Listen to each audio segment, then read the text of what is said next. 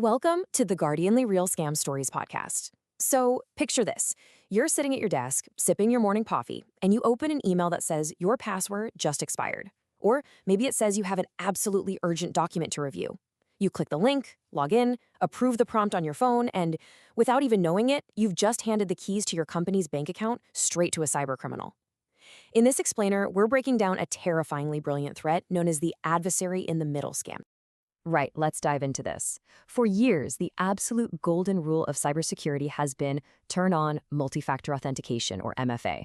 We've all been told that if you need a code from your phone or a fingerprint to log in, you're bulletproof. I mean, a hacker could guess your password, but without your phone in their hands, they're stuck. Right?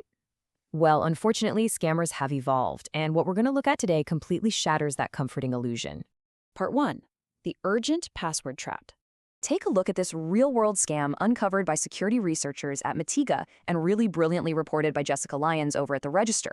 This wasn't just some random spray-and-pray attack. No, this was a highly targeted campaign hunting for multi-million-dollar transactions, aiming squarely at CEOs and CFOs using Microsoft Office 365. These attackers aren't hacking into Microsoft, they're hacking human psychology. It starts with a manufactured crisis. They send an email that looks exactly like a legitimate OneDrive notification, or sometimes a DocuSign alert, complete with spoofed addresses. It screams urgency at you. New fax document received. Review document here. You know how it is. You're a busy executive. You have a dozen fires to put out. So you click the link because you just want to clear the notification, and your brain is essentially on autopilot. And that click drops you right here. Now, what's really interesting is how perfectly normal this all looks. Verify your identity. It asks for your professional email credentials, but you are not actually on Microsoft servers. In the case analyzed by Mitiga, clicking that review document link secretly directed the executive to an attacker-controlled server sitting all the way in Singapore. But because the page looks completely flawless, the victim just goes ahead and types in their username and password. And here is the absolute gotcha moment. The screen prompts you to approve the login on your Microsoft Authenticator app. Your phone buzzes. You look down, you see a completely real, genuine MFA request, and you hit approve. You feel secure because, hey, the system worked exactly like it's supposed to.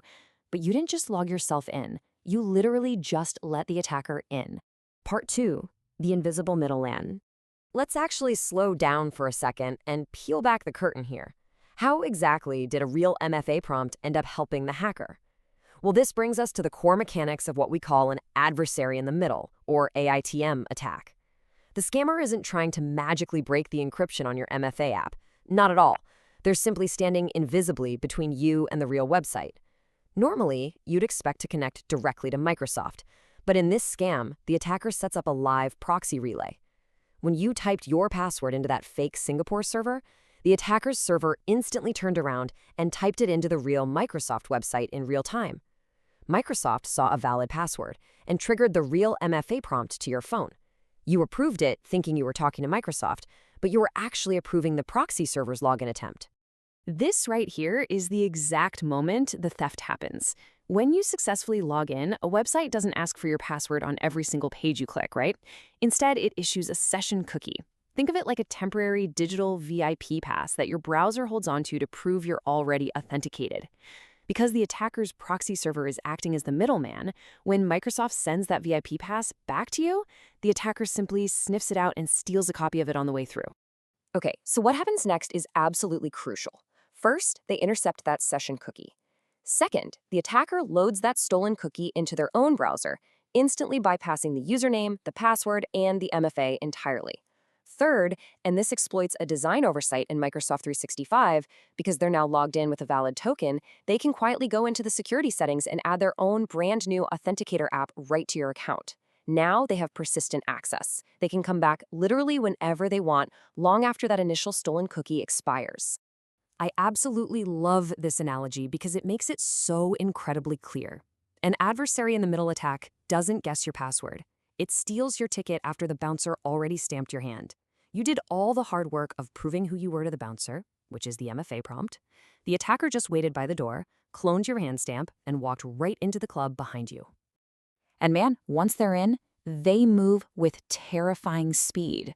Microsoft has actually reported cases where follow-on financial fraud begins within just 5 minutes of the session being stolen. 5 minutes.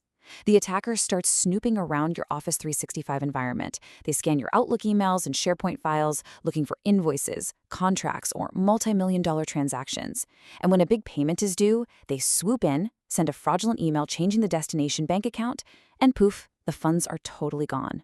Part 3. Protecting your accounts. Since this attack completely hijacks the browser session itself and bypasses traditional MFA, technology alone just isn't enough to save us. The absolute best defense against the invisible middleman requires changing our daily digital habits. So here are your actionable takeaways from this explainer. First, watch out for false urgency. If a message threatens a penalty or demands you verify your identity right this second, hit the brakes. That pressure is the attack. Second, never trust links in unexpected emails.